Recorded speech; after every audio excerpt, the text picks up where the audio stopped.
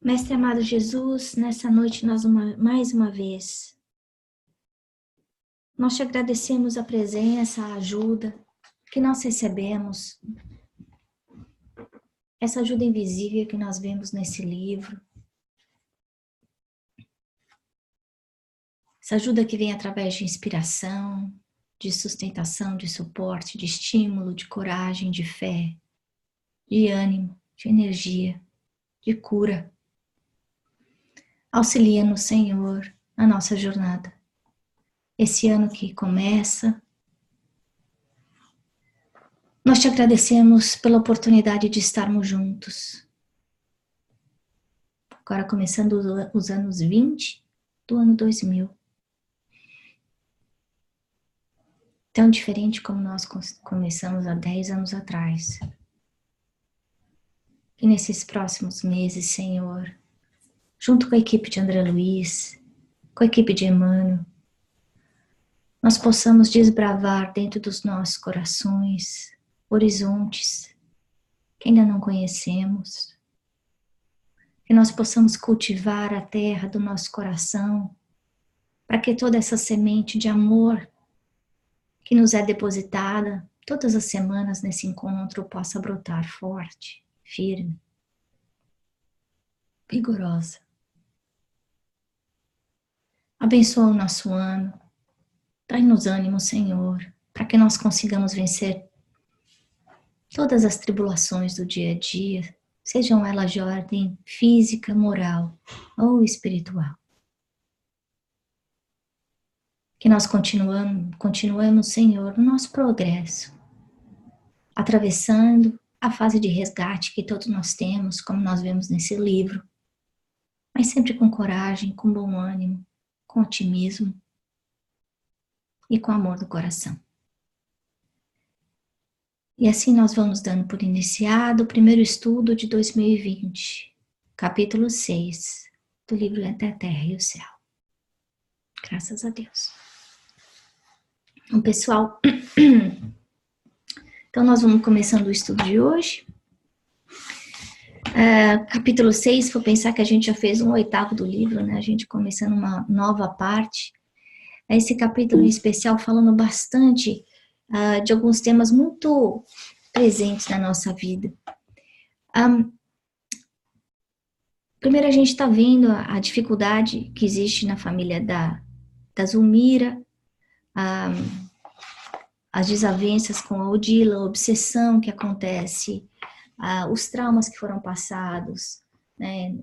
Primeiro em relação naquela família, em relação à morte da mãe, depois a perda do filho.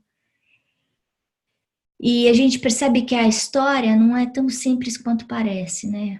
A gente toda vez olha para uma morte de uma criança e fica pensando, puxa vida, por que isso? Tinha a vida inteira para crescer. E a gente percebe que, nesse caso, essa criança, e aí a reencarnação de suicida, que precisava ficar só algum tempo, e que a família inteira precisava passar por aquela experiência dolorosa como parte do perdão e do resgate de passado. E aí entra, por coincidência, essa família, que aparentemente não tem nada a ver com a história da Zulmira e da Odila, mas que a gente vai ver mais pra frente que tem.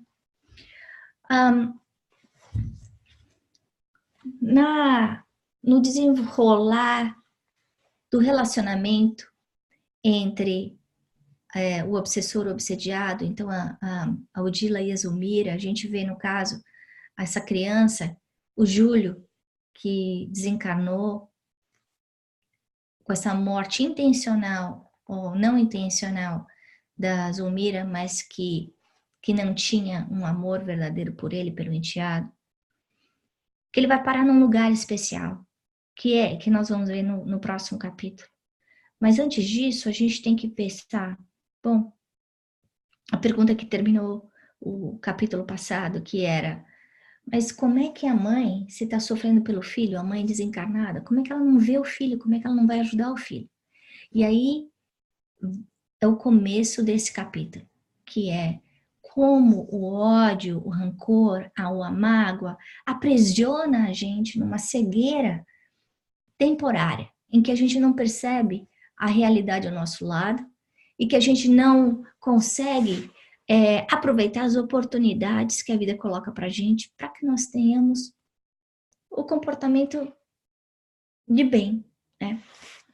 Essa mãe, se não tivesse o ciúme, esse apego ao ex-marido, o rancor, a mágoa em relação à nova esposa, segunda esposa, com certeza a situação do Júlio estaria sendo bem diferente. E a dela também. E claro, a da Zulmira também. Nesse caso, a gente vai ver nessa família uma outra situação em que a mãe também perdeu uma criança. Por que será? Então, a gente também vai entender que não é por acaso que essas duas famílias estão ligadas. Olha só que interessante. Essas duas crianças que faleceram, que permanecem nesse orfanato, no plano espiritual, que é gerenciado por Meimei, que é um espírito de alta envergadura, que é conhecido pelo seu poder amoroso e pelo seu trato com as crianças, né? E eles continuam a conviver sem entender a identidade que tiveram no passado. E aí é que Clarencio vem e fala, olha, antes da gente ir lá visitar o Júlio, eu preciso que a gente investigue um pouco o contexto.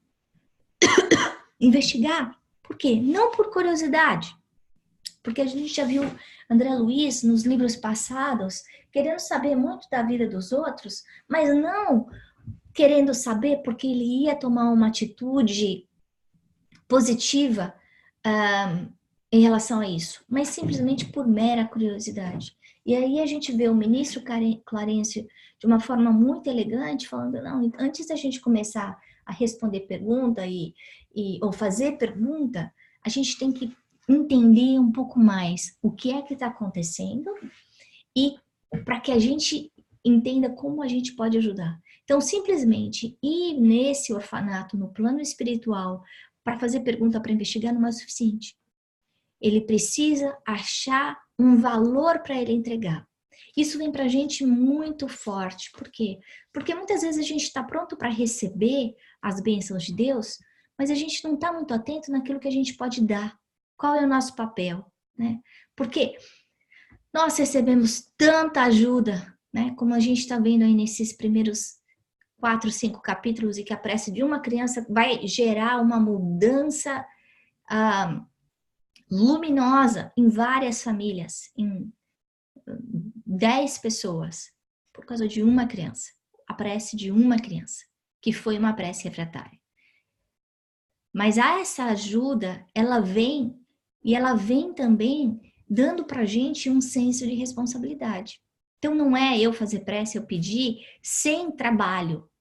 Para eu me curar, eu preciso fazer a minha parte.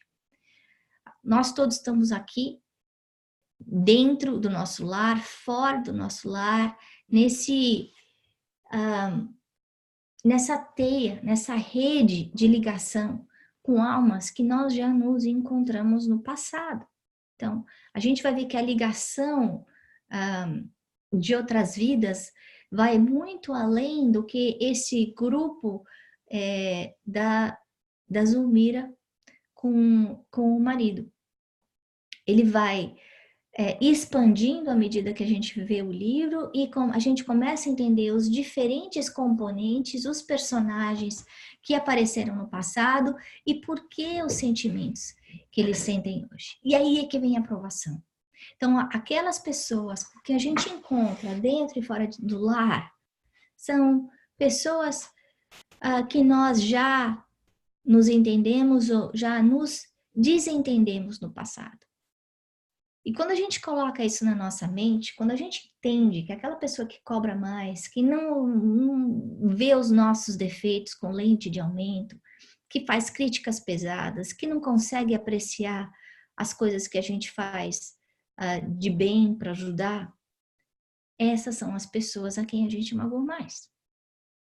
Quando a gente muda essa perspectiva, quando a gente olha para essas criaturas não como verdugos da gente, como pessoas que querem fazer a gente sofrer, mas como credores, como pessoas em que a gente deve uma dose maior de amor, Isso faz com que a gente repense na forma como a gente vai tratar. Porque quando a gente vem aqui na encarnação, quando a gente nasce numa família, como a minha mãe me lembra com frequência, a gente veio para consertar, a gente não veio para continuar brigando. Então, as relações mais difíceis, sejam entre pais e filhos, entre irmãos, entre sogra e nora, genro e sogro, enfim, essas ligações vêm muito além do que esses 20, 30, 50, 70 anos que a gente convive nessa vida, né? Então, a obrigação da gente nessa vida é nos entendermos, nos amarmos, apaziguar, porque, como a gente está vendo aí nesse caso, a mágoa, o rancor, a dor é uma prisão invisível que destrói o nosso mundo íntimo, termina com a nossa paz. E no meu dicionário, o sinônimo de felicidade é paz. A gente não consegue ser feliz, pode ter o que for, material ou não material, se eu não tiver paz. Essa paz de espírito, essa tranquilidade, é que faz com que nós consigamos apreciar um momento, estar contente conosco mesmos, né? Bom, e aí a gente então vai visitar o lar de Antonina depois que a gente viu que o Clarencio já fez a lição de casa dele, para entender um pouco mais sobre o Marcos, que é o filhinho que desencarnou. Uma casa simples. E a gente vê isso várias vezes nos livros de André Luiz. Dentro dessa simplicidade, a paz que existe no lar. Gente, e não é essa paz, esse amor que existe na casa da Antonina, não é porque ela tá com a vida dela sem problemas, não é um mar de rosas, não.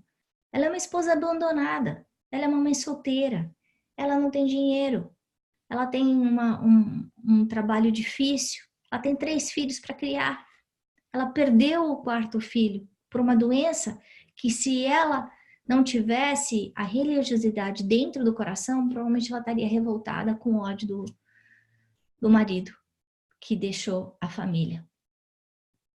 Então, quando a gente olha para uma situação dessa, que são dramas tão reais, tão atuais e ao mesmo tempo tão dolorosos, né?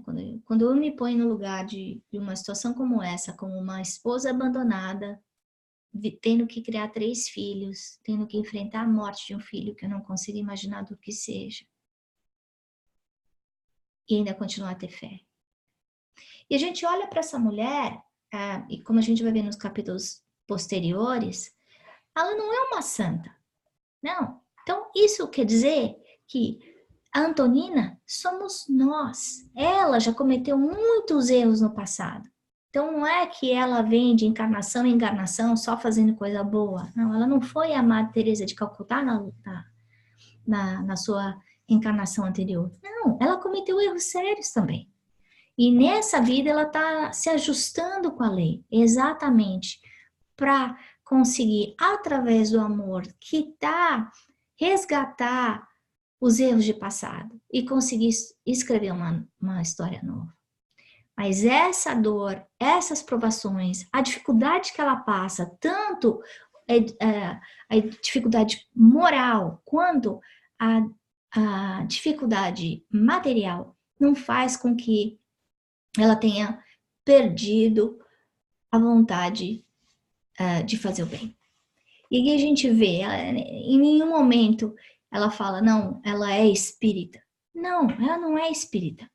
Essa é uma mulher que tem religiosidade. Ela traz para dentro de casa Jesus, os ensinamentos de Jesus. Não só para ela, mas para os filhos. Que é fundamental. Porque qual é a chance desses filhos virarem adultos desajustados numa situação como essa? É uma chance alta. Então, esse trabalho de educação moral que a mãe está dando, essa educação de vida, de como lidar com os sentimentos, como lidar com as emoções, que é baseado na doutrina cristã, vai ajudar essas crianças a reframe os sentimentos que elas têm. Em vez de ódio, o perdão. Em vez de impaciência, tolerância. Em vez de revolta, aceitação. Em vez de desespero, fé e trabalho, né? E aí ela está estudando o Novo Testamento. Podia, então, ser outra religião? Podia. Podia ser religião muçulmana, podia ser a religião judaica. O ponto aqui, e ele fala isso, Clarencio deixa isso muito claro, a importância é a prece. Ninguém está falando o nome da religião, a gente não sabe se ela é católica, se ela como se diz, alguma outra variedade evangélica, enfim. Ela é uma pessoa que coloca em prática os ensinamentos do Messias que ela acredita. E a gente vê, ela está estudando o Novo Testamento, mas ela volta ao Velho Testamento. O que Moisés teve para falar para a gente, que foi um caso extremo de efeitos físicos e de passividade. Então, Moisés recebendo da equipe verdade os ensinamentos diretamente de Deus, né?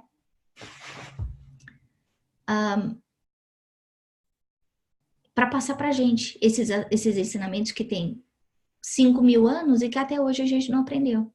Então, ela volta lá falando, ensinando para as crianças, e o tema da noite é perdão.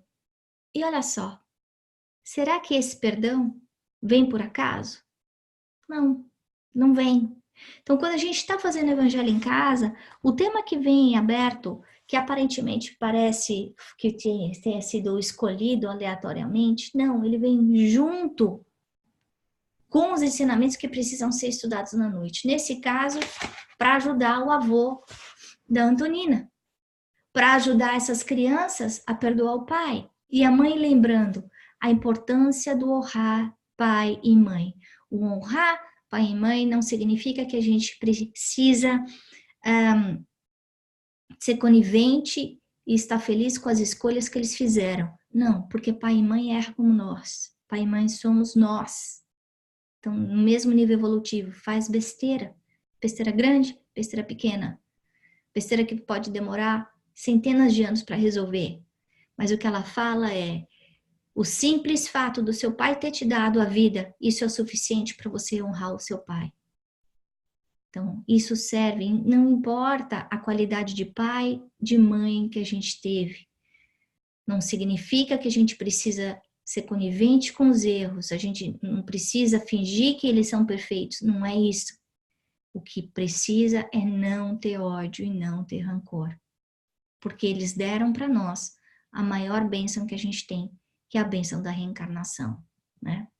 E esse estudo em família vai ser fundamental para essas crianças não crescerem crianças revoltadas. Vai ser fundamental para essas crianças saberem valorizar a vida em família também. Para elas entenderem que elas não vão encontrar paz se elas não aprenderem a perdoar. E não é só perdoar nas coisas grandes, como foi o que o pai fez, mas ela fala no dia a dia, na escola. E a gente sabe isso. Toda vez que a gente briga com alguém, seja com um amigo, com o marido, com a esposa, com o pai, com a mãe, fica aquele ranço dentro da gente, né?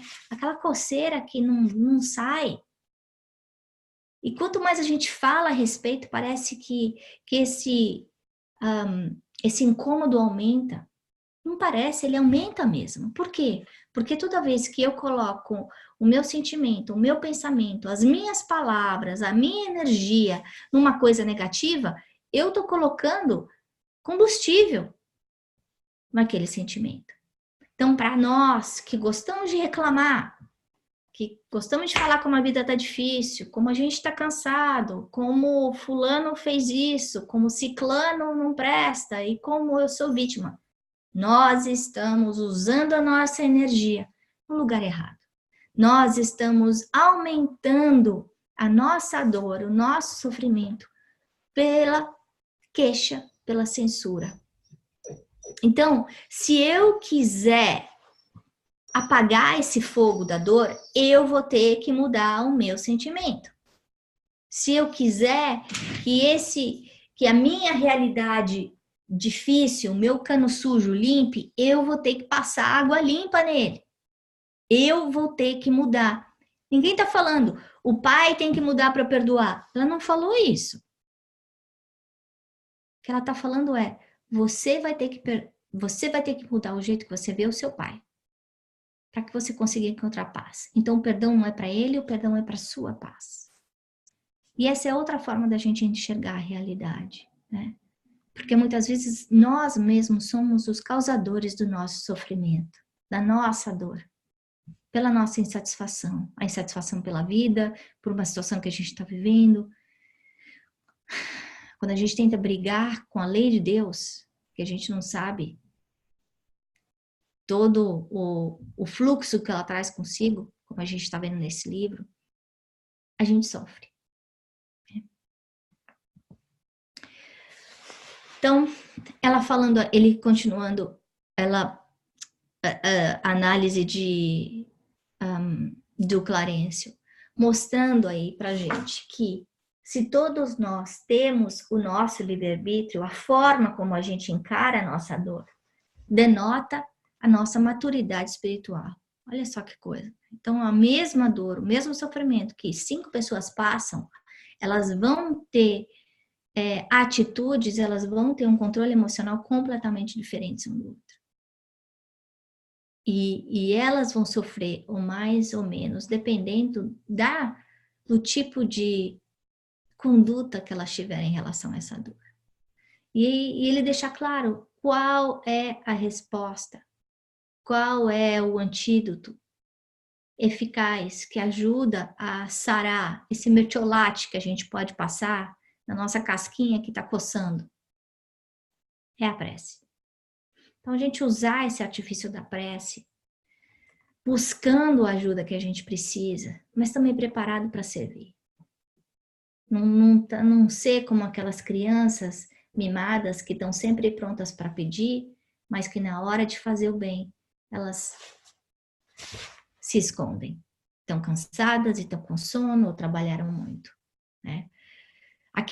O maior trabalhador, aquele que consegue fazer mais, sempre vai ser aquele que vai estar recebendo mais. Não que o amor de Deus, um sol, não esteja aí aberto para todos, iluminando todos nós, sim.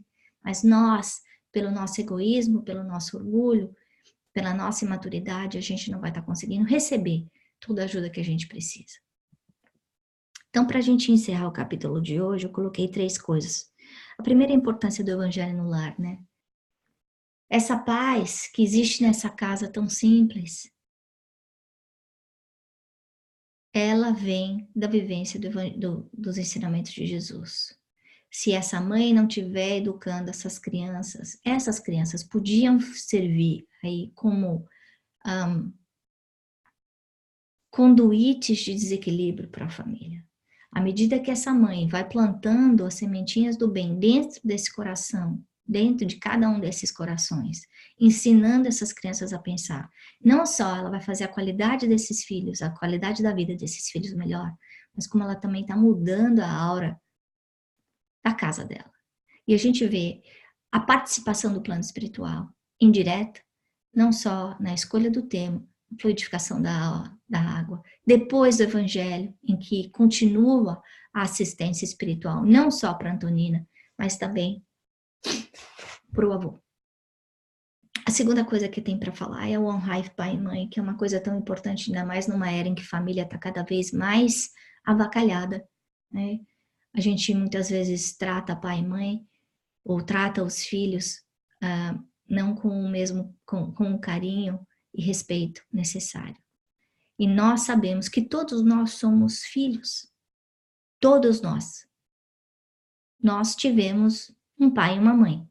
Pode não ter o melhor pai e a mãe, pode ter pais ausentes, mas todos nós tivemos um dia um pai e uma mãe. Então não importa de onde a gente veio, como a gente veio, que dentro do nosso coração, que a gente consiga colocar essa paz. E esse exercício talvez seja um exercício, uma prática de maratona. Talvez não aconteça dependendo do passado que a gente vem, talvez não consiga sentir essa paz do honrar em uma semana. Talvez demore um ano, uma década, uma vida, mas é importante a gente fazer isso. Não pelos pais, mas por nós.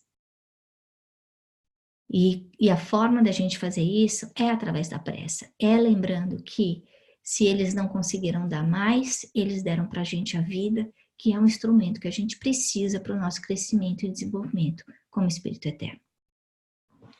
E a terceira coisa que a gente tem que falar é de Moisés e a importância do perdão, né?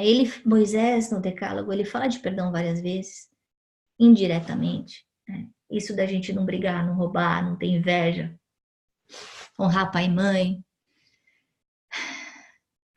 A gente entender que nós todos somos imperfeitos.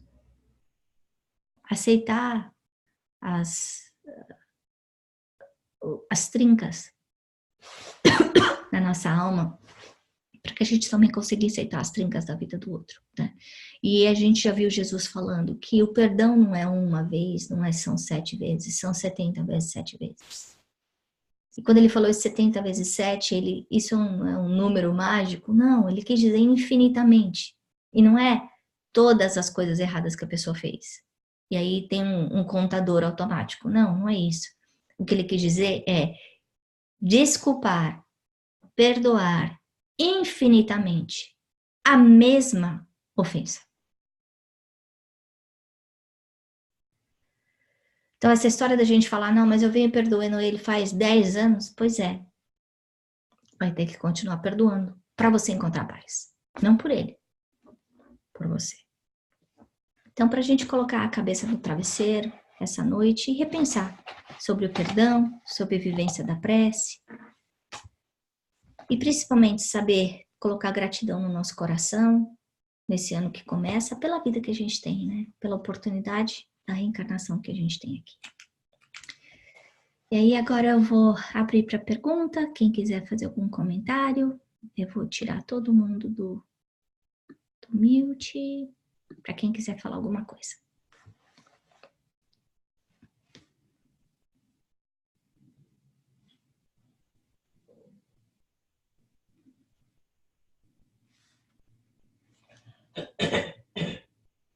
Eita, todo mundo quietinho?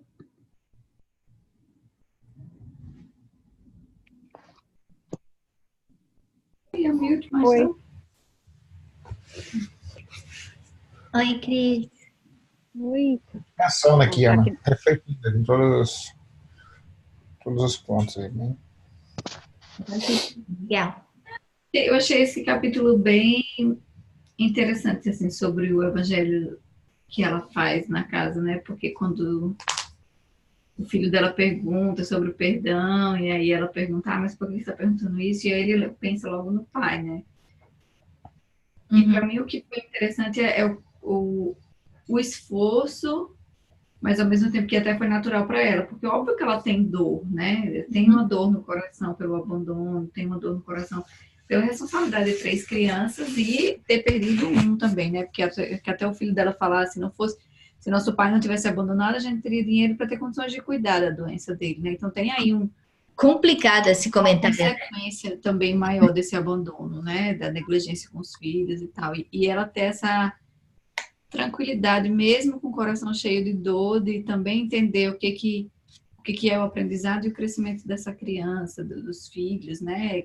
Não crescer com rancor, com ódio no coração, que eu acho que você falou isso já, mas eu achei bem... E ela foi muito sábia também, do jeito, da forma que ela respondeu, né? Voltando isso à palavra de Deus, né? Como assim, tirando até um pouco do que... Talvez o que ela estivesse sentindo fosse bem diferente do que ela disse ali, né? Mas ela volta à palavra de Deus para passar o ensinamento de que é com a palavra de Deus que a gente meio que transforma esse sentimento, né? Talvez no exercício que ela está fazendo com ela mesma, de transformar esse sentimento de dor, né? Que ela tem. É isso aí. E quantas vezes a gente consegue transformar? A gente tá te ouvindo. Dor, né? Ai, será que sou eu que não tô ouvindo? Eu acho que minha voz tá saindo. pode ser a gente aqui. Cris, você quer falar alguma coisa?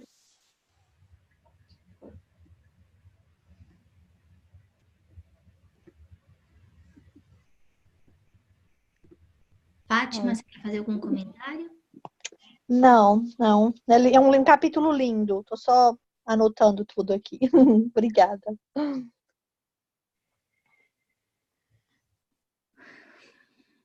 Mais algum comentário antes da gente encerrar?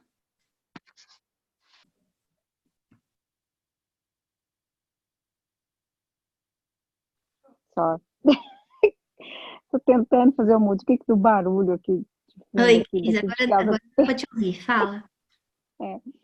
Não, nossa, reforçando o que a amiga falou aí antes, né, de ter que pregar a palavra, né, do perdão com tanta dor, né, no coração, porque a gente é humano, né, e da importância de não deixar os filhos crescer com aquela dor, e já ensinando, né, desde pequeno, porque aquilo ali é aquele saco de pedra, né, que carrega, né, todo dia, né, é muito difícil, né, carregar a mágoa, porque é como um peso, e todo dia que você levanta da cama, é como, né, naquela coisa, né, tem o saco de pedra, então todo dia você levanta e vai passar o dia todo carregando, né, e é um exemplo, né, achei, Eu acho que e esse realmente o perdão. exemplo é muito bom. É isso aí, é o saco de pedra que a gente carrega, né? E a gente já vê, assim, não só do perdão, mas até da gente mágoa, raiva e ter aquela coisa de fazer o mal, dá muito trabalho, né? E a gente não, né, para pensar, né? Então, quando Jesus fala, né, que o fardo dele é leve, ele está querendo falar isso, deixar aí, perdoar. Não, tá claro, a gente não é perfeito, mas se a gente não se dá bem com alguma pessoa, na família, no trabalho, né?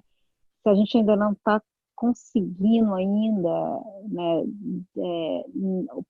não bloquear aquilo assim, mas pelo menos assim trabalhar, não criar, não ficar naquela remoendo aquilo ali, porque aquilo ali é uma energia que você gasta, né, o tempo todo, e é difícil, coisa, mas ir pelo caminho leve, né, que é o caminho que Jesus falou pra gente, né, que é leve, que ele quis dizer. Porque será que a gente gosta tanto de continuar segurando a sacola pesada, né? A mala sem alça. Não sei, Pois é.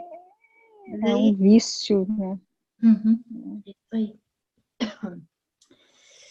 Bom, vamos encerrar agora. Obrigada, pessoal. Vamos agradecendo aos meus amigos a oportunidade desse estudo, pedindo que abençoe a nossa vontade, a nossa disciplina, nosso desejo sincero de aprender, de nos melhorarmos, Senhor. Que a nossa trajetória nesse ano, que a nossa conduta possa ser reta, que nós possamos ser inspirados na nossa caminhada, que nós possamos ter olhos de ver, ouvidos de ouvir, que nós sigamos, Senhor, com confiança e com fé, apesar de todos os percalços do dia a dia. Ajuda-nos, Senhor, funciona como aquele farol ao fundo e que a gente continua olhando como norte para a nossa caminhada. E assim nós vamos agradecendo, em especial agradecendo a equipe de André Luiz e de Emmanuel, que nos fortalece, que cuida do nosso lar, da nossa casa, dizendo graças a Deus, graças a Jesus e até a próxima semana. Amém. Amém. Obrigada aí, boa noite, Ana, e até semana que vem. Boa noite.